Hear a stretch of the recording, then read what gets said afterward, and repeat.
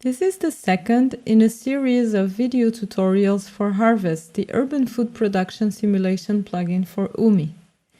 In this second tutorial, we will explain crop classification and farm template libraries. Photosynthesis is affected by environmental factors such as light and temperature. Crop growth models consist of equations that represent these reactions between plants and their environment to predict harvestable yields. Harvest food production calculations use gathered data on optimal growth conditions of crops and estimate yield based on the indoor conditions provided by the Energy Plus simulation. When collecting data, we realize that different countries have different crop taxonomies in their national studies and reports.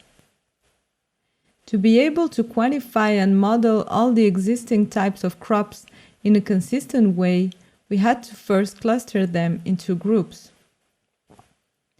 So we reviewed the existing ways of classifying vegetables and we found 4 main taxonomies. The first one consists of categorizing vegetables according to their botanical families. This taxonomy is useful for academicians, but it's not useful for growers, because, for example, 2 vegetables that belong to the same botanical family can have very different cultivation requirements and therefore cannot be grown in the same environment. Another way of categorizing vegetables consists of grouping them according to their thermal requirements. This classification is very useful for growers and it is widely used today. The third taxonomy that we found is based on the part of the plant that is used as a food, like for example, leafy vegetables, roots, tubers, seeds, etc. Here, vegetables belonging to the same group may have different cultivation requirements. And finally, the fourth taxonomy is much broader and is just based on the time required by the crop to complete their life cycle. Based on this review, the thermoclassification, which groups vegetables that have similar climatic conditions requirements, is the one that makes more sense for crop growth simulation in our plugin.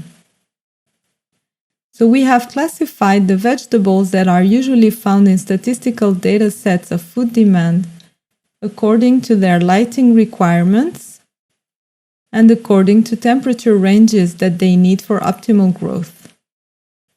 We have distributed them into 4 groups.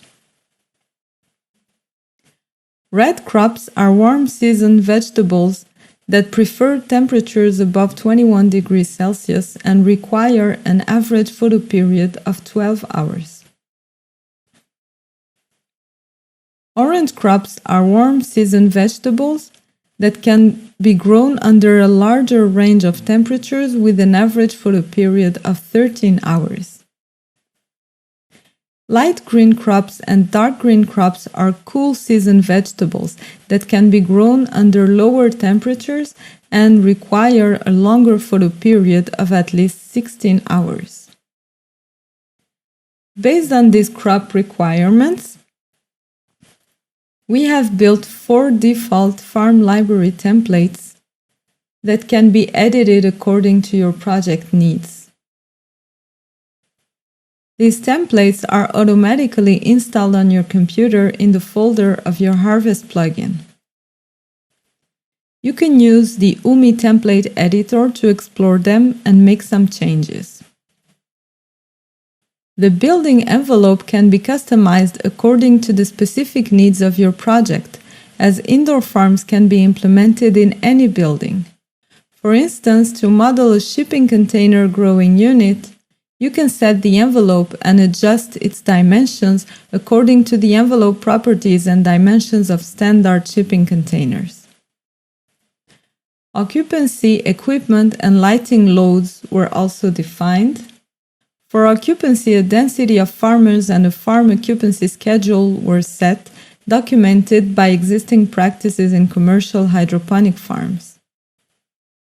Equipment power density was also set based on common practices in hydroponic farms, as well as the schedule. Light power density was defined according to the lighting fixtures and to the number of vertically stacked growing racks for each crop type.